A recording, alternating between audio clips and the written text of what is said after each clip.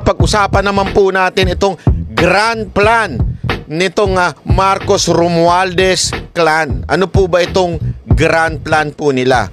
Na ang kanila pong grand plan ay ang 18 years na pamumuno sa ating bayan. Dalawang sabi nga ni Bobby Tiglao ay dalawang taon lang na kulang ng pamamahala ng kanyang ama. Naku po, patay tayo dyan. Naku, hindi maganda yan. Ano po ba ito? Sige nga, pag-usapan po natin. Alam nyo, napakaganda po ng sinabi po ni Bobby Tiglao o Rigoberto Tiglao sa kanyang bagong article na sinasabi niya dito. Ito, basahin natin yan. Napakaganda ho nito at ipaliwanag ho natin. If Sara is ousted as VP, we'll have 18 years of Marcos rule. Naku po, patay tayo dyan. At mamaya, ipapaliwanag ko sa inyo kung bakit mukhang ganun ang direksyon ng ating bayan. Mamaya, papaliwanag ko sa inyo. Easy. Ito, sabi nga dito, si Vice President daw, pag natanggal sa kanyang post through an impeachment trial, pag natanggal, ibig sabihin, ma-disqualify na po siyang tumakbo. Okay? Which also ban her from ever holding public office again. The Marcos Romualdez clan could rule the country for at least 18 years to 2 years short of 20 years that Ferdinand Marcos Sr. was president and then dictator. Patay tayo dyan. Ang sisti pa nga dito, ang malala dito, sa tingin ko, baka hindi na nga bumalik ito sa mga Marcoses. Baka nga tuloy-tuloy na kay Romualdez to. Mas malalaho yun.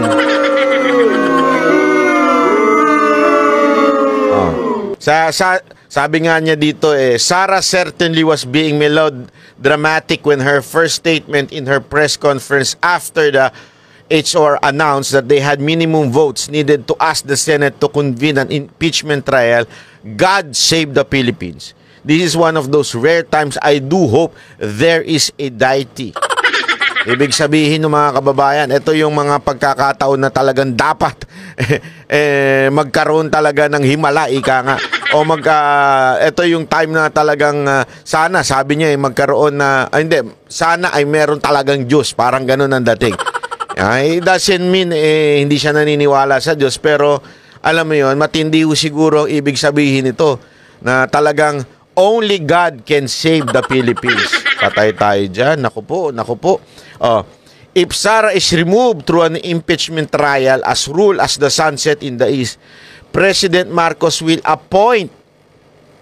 Ano daw? Ito po ba'y succession? Ibig po bang sabihin, pag natanggal si Vice President Sara Duterte, ang uupo ay si Senate President? Dili. Marcos will appoint. Subject through the Congress majority approval. Ibig sabihin, the entire, when you say Congress, the Senate and the House. Okay? Kung sino daw yung i-approve. Sa tingin ninyo, sino i-approve nitong mga buhaya na to? Hindi, ako, tanungin ko lang kayo, sino sa tingin ninyo? Yun na nga lang, himod puwet na itong mga kongresista natin halatang halata di ba? Naku po, baka kasama sa package yan doon sa sinasabing alleged na 150 million na ibinigay sa mga congressman na pumirma. Hindi natin alam, di ba? Baka kasama sa package nila yan. Sabi dito, his cousin Speaker Martin Romualdez to fill the post. Ibig sabihin, talagang yun na. This will enhance Romualdez' name recall and expand his political reach to win 2028 presidential election. Naku po. Ibig sabihin, dadami ang patay tayo dyan. Mas dadagsa ang akap at ayuda.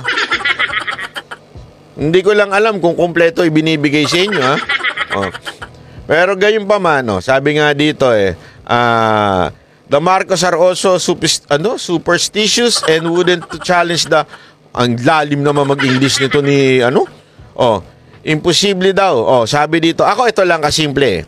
Pag nanalo po, pag natanggal po si VP Sara Duterte, sigurado tayo, ang ilalagay dyan, walang iba kung hindi si Romualdez. Di ba? Para nga naman yung exposure niya, tapos magmamagaling yan, mamimigay ng kung ano-ano. Yung kaipalan niya, ngayon pa nga lang sagad na sa kaipalan, mantakin mo siya yung, alam, Speaker of the House ka, ikaw yung kasama ng mga sundalo natin, yung naglalakad-lakad ng ganyan, yung epal-epal, pambira. Di ba? So, sabi pa nga dito, despite being, ano ibig sabihin yan? Reviled. Tama ba ang aking pag-pronounce? Ano ibig sabihin yan?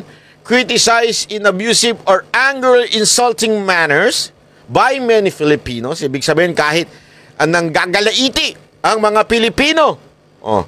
Paano ba i-pronounce yan? Pagsalitain nga natin to si, pasok. Reviled. Reviled, di ba? Diba? It will be a walk in the park for Romualdez to win. Naku, lungkot naman yan. In the 2028 presidential election, he has proven his capacity, immorality to mobilize billions of pesos in taxpayers' money for his political campaign. Diba? Sabi dito, ito ang pinaka-tamang matinding sinabi ni Sir Tiglao. Only Sara has the massive political force to stop Romualdez. Not even the Tulfos can defeat the Romualdez. Yung bata nga niya na tulpo Balalay na nga lang niya ngayon yun At saka tandaan ninyo, sa tingin ko, given na, there will be 3 Tulfo starting 2025.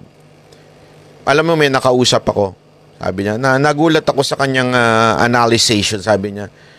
Kasi sabi ko, hindi kaya pag nanalo yung 3 Tulfo, ang posibleng tumakbong presidente sa 2028 ay 1 Tulfo. Sabi niya, malabo yan. Alam mo kung bakit? They will be easily targeted on the 2028 election pag 3 silang naandyan. Isa lang ang pumalpak sa kanila, isa lang ang magkaroon ng iskandalo sa kanilang 3. Ngayong pangalan, nakikita na natin yung iskandalo ng isa. Ay siguradong damay-damay na yan. Hindi, alam mo, Pilipino pa naman, ganyan di ba? Basta na sinabi nating Tulfo, damay-damay na. Hindi tayo minsan marunong din etong Tulfo na ito maayos, ito magulo, ito sip-sip, di ba? Hindi natin maano yan Hindi, kasi ako personally, di ba? Alam nyo naman ako Ako, hanga ako dun sa 1 Tulfo Even if yung ibang mga Duterte supporter hindi hanga, pero may maganda nga ako narinig kanina sa kanyang proclamation. Doon sa kanyang proclamation may narinig ako Tinanong siya, what can you say about if there would be 3 Tulfos in the Senate? Ang sagot niya, there will be 3 Tulfos in the Senate, but there is only 1 bitag. Oy, grabe yun. Palakpakan po tayo doon. Natuwa ako doon. Alam ko iba sa inyo, hindi pa kayo kumbinsi doon, pero okay lang, sige lang. Ako kasi, medyo pagdating sa matured po ako sa pagboto Tinitingnan ko talaga kung ito bang tao na ito ay may kakayanan, ito bang tao na ito naninilbihan talaga. Tinitingnan ko kasi yung track record. Napaka-importante sa akin nun. No matter what partido mo, anong kulay mo, no matter what sinong kinakampihan mo, no matter what, okay? Kung ikaw ay walang nagawa at hindi totoo at puro social media lang ang iyong ginagawa, ekis ka sa akin. Honestly, ekis ka sa akin. Pero kasi itong mama na ito, inobserbahan ko yan. Inobserbahan ko talaga yan. Ibang-iba yan. Pasensya na, hindi ko naman sinasabing hindi okay yung dalawa, pero parang ganun. Ibang-iba yan dun sa dalawang magkapatid. Panoorin nyo yung yung proclamation, yung press con niya. Ay grabe, sabi ko, may future tong maman to. Pero gayon pa man, sigurado ako, mahihirapang tumakbong presidente. Yun ang sabi nung aking kaibigan, na sabi niya, mahihirapan kasi sigurado ako sisiraan niya na sisiraan. Baka nga yan pang isunod eh. Tandaan ninyo, pag na-impeach si BP Sara Duterte, sinimulan nila yan. Yan nga, unit team pa yan eh. Supposedly, kakamping-kakampi nila yan. Si BP Sara Duterte, tinarantado nila eh. Sa tingin ninyo, pag natanggal si BP Sara Duterte, si Romualdez walang gagawing operasyon dito sa mga tulpo? Siguradong meron yan. Sigurado yan. Kaya nga dito, sinasabi ni Mr. Tiglao, sinasabi niya dito, the only force that can stop Romualdez is Sara Duterte. That's it.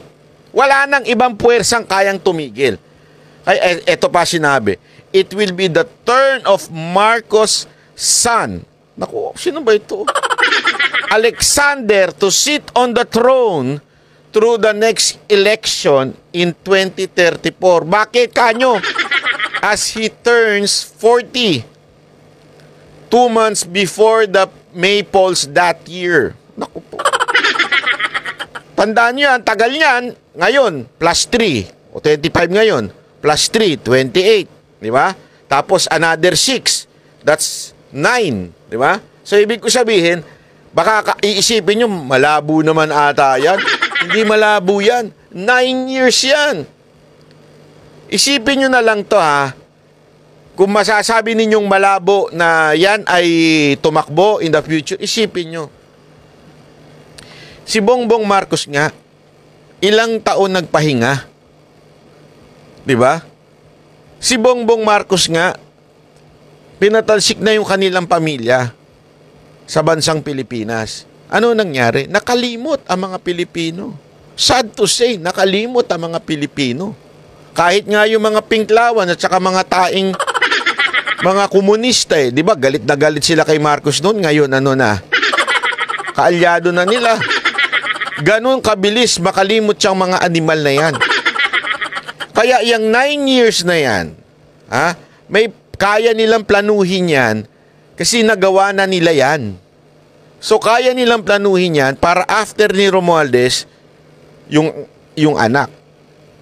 Posible pa nga, hindi nakasulat dito posible pa nga na isingit pa si ate. Naku po.